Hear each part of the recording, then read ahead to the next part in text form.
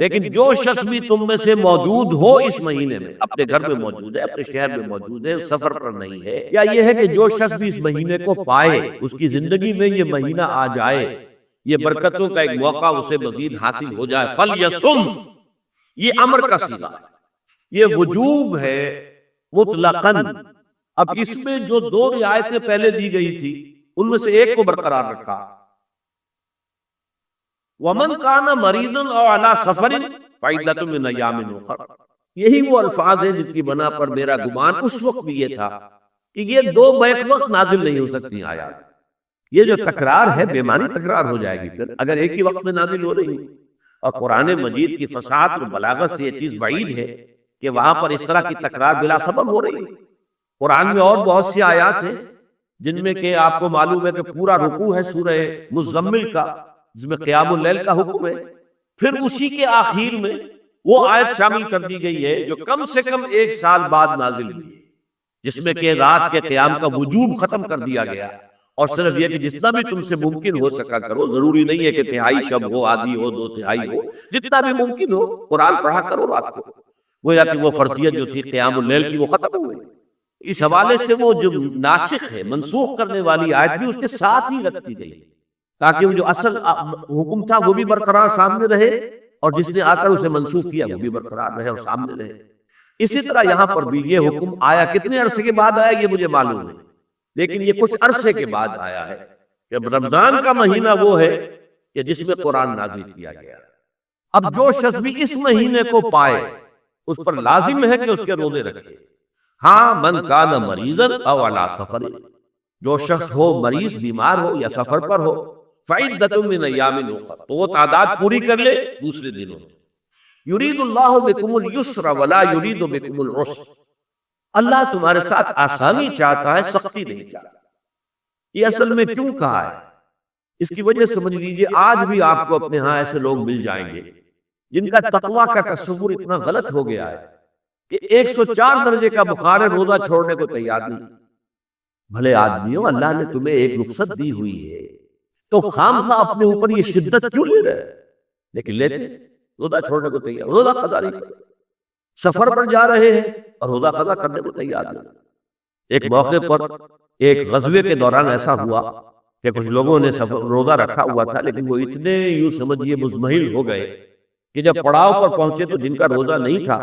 انہوں نے تو بڑی چاق و چوبند طریقے سے خیمے نصب کیے، سارا بندوبست کیا، اور یہ جا کر بے سود ہو کر بے ہوش ہو کر گر پڑے۔ تو حضور نے فرمایا ان کو دیکھ کر، لیس من البر الصیام فی السفر، سفر میں روزہ رکھنا یہ کوئی نیکی کا کام نہیں، یہ نیکی کا غلط تصور ہے کہ جو تم نے اپنے اختیار کر لیا، یہ تمہارے اندر تشدد پسندی پیدا ہو رہی ہے۔ دین کے احکام میں جو مقصد ہے وہ کیا ہے؟ یرید اللہ بکم الیسر ولا یرید بکم العسر۔ اسی پر عمل کرتے ہوئے حضور نے فرمایا